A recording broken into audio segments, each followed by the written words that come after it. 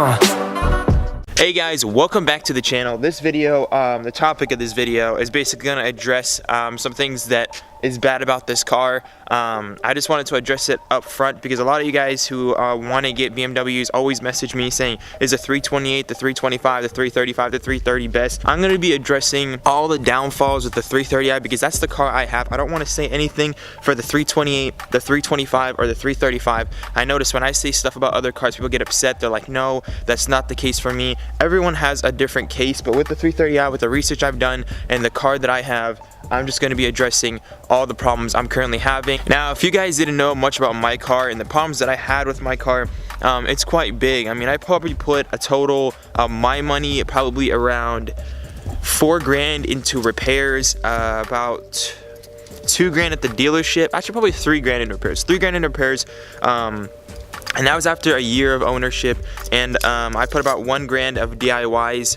into this car, which probably would have went up to, like, God knows, like probably $7,000 or $8,000 at the dealership. This car has given me so many problems, but I'm going to be addressing the main problems this car has that most other BMWs don't have, and that's the fact that it's a 330i. The 330i, if you guys didn't know, were only made in 2006 for the E90.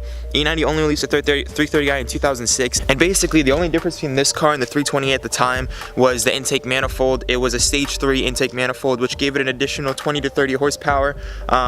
So this car was pushing more horsepower. It was kind of like the most you can get out of an N52 motor from BMW, but that did lead to a big downfall with my car specifically, and that is the fact that the transmission is very weak. Now, the 328 and the 325 is the exact same transmission, and I'm sad to say that the exact same transmission also applies to the 330i. When they made this car, they didn't make an independent transmission for it. It was all for the N52s. All N52s have the same exact transmission, and the cap off for the horsepower for that transmission was very low. It was pretty much where the 328 was at. The 330i was kind of pushing this exact same transmission.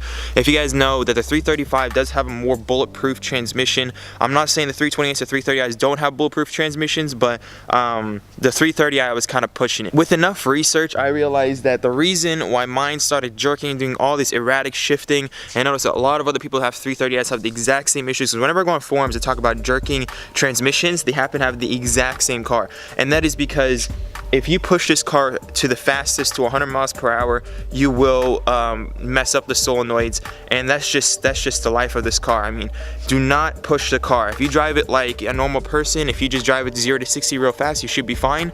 But just a pointer that if you want to race this thing, or if you want to push it to the maximum amount of, the limit of this car, you're gonna mess it up because the transmission was never able to hold the full power of this car. Yeah, so pretty much my biggest complaint, which I wanted to put in front of the video with the 330i, is the transmission. You will have transmission problems if you drive it like me, if you drive it as a teen. If you just drive it conservatively, you're taking it, on the highway and taking it from point A to point B, you won't have these problems. I mean, they are avoidable, but you're still gonna have the issue, and the only way to fix them is replacing the solenoids and the fluids, but that's all extra cost, and this stuff could all be avoidable if you just didn't get this car in the first place. Now, a lot of issues I'm having with this car as well is leaks. Leaks are very notorious on this car. I have all kinds of engine leaks, from the pan, from the top, from the sides, everywhere. Like just the gasket of the engine is leaking oil. Oil pan gasket from the engine is leaking oil. And I had a valve cover gasket leaking oil. I had the transmission leaking fluids. I had everywhere leaking fluids on this car. I don't know how. When I bought it, it only had 55,000 miles. So I did the inspection after I purchased it, which is very dumb. It was just really shocking to see that all this stuff could have went wrong in a 60,000 mile BMW. I have also another video that shows how getting older cars with low miles is not really the best thing to do because the car has been sitting for a very long period of time. If you guys want to see that video, make sure you check it out. But getting back to this video, pretty much a lot of leaks are very, very, very common on this car. Transmission problems are very common on this car, and another thing that's very common on this car specifically, and actually, to be honest, not this one specifically, a lot of E90s and E92s, is the water pump and thermostat. Those things tend to go out very prematurely. I don't know why. Even with age, I mean, it doesn't matter how much miles is on it, just over time, since it's an electrical water pump, it just tends to go out. Those things can run you a lot of money. That pulled $2,000 out of my pocket at the dealership. Wish I did it myself, but I did this at the dealership, unfortunately. So yeah, those are very, very, very common to go out on 330i specifically as well. I see a lot of people on the forums literally have all kinds of tools to help you do it yourself because of how common this issue is. I mean, a problem is pretty severe when there's over like hundreds of people on one forum, and that was the exact same thing with the jerky transmission. There was so many people on the forum, and there was a full list of things you can do yourself to fix it. And that's the good thing, I mean, I have to say about this car is that the forums are very extensive and they're very helpful. So if you guys are DIY people yourselves and you don't mind having issues and you're willing to take care of it yourself, you know, there's a lot of information on this car. But to stick back to the video, the title of this video and why you should hate this car is basically maintenance. And I'm not gonna lie, a lot of people say with 335s they don't have much maintenance, they just have oil changes, they just have this and that. There's something that I really hate is when I mention about 330. I always say like, how is your maintenance going on a 335? A lot of you guys have noticed that. Don't lie to me. let's be real with one another. Some people say, oh, I've only had to do oil changes, I have no issues with my 335. That is a lie. I'm gonna be honest with you. That's an utter bull-faced lie, because if I've had over, you know, 9K in repairs in this car, that's from what BMW. Get your car inspected. You know what? Do that. Get your car inspected by BMW and send me a picture of what they gave you guys. They gave me a $9,000 repair bill on this car. If you guys saw Simply Car Things' video, he got similar to like an $8,000 bill repair cost. Of course, they're over exaggerating most things, but that's the life of it. My tensioner, they're saying, is loose. I felt it. It's very unnoticeably loose. I mean, I really don't think I have to replace that anytime soon, but maybe when I hit like 100K miles, I will have to replace it. The belt tensioner, yeah guys, but the 330i, they discontinued it for a reason. This car gives you a lot of problems. I love it to death because it's the full spec. It's pretty much just like the luxury package of the E90s at the time. And you know, it has everything I pretty much want other than heated seats. It's full package. But at the same time, it has a lot of downfalls and mechanics and maintenance and all that stuff. Yeah, so before you ever get this car, guys, make sure you get a full inspection on it. On Craigslist, this car is selling so cheap. You can literally pick this up for around $4,000 with 120,000 miles. It's very cheap, and a clean title over that. You can get 328s or 325s for more than that. I mean, the 330s are depreciating the most, and that's mainly because of the issues it has with the transmission. It's very common.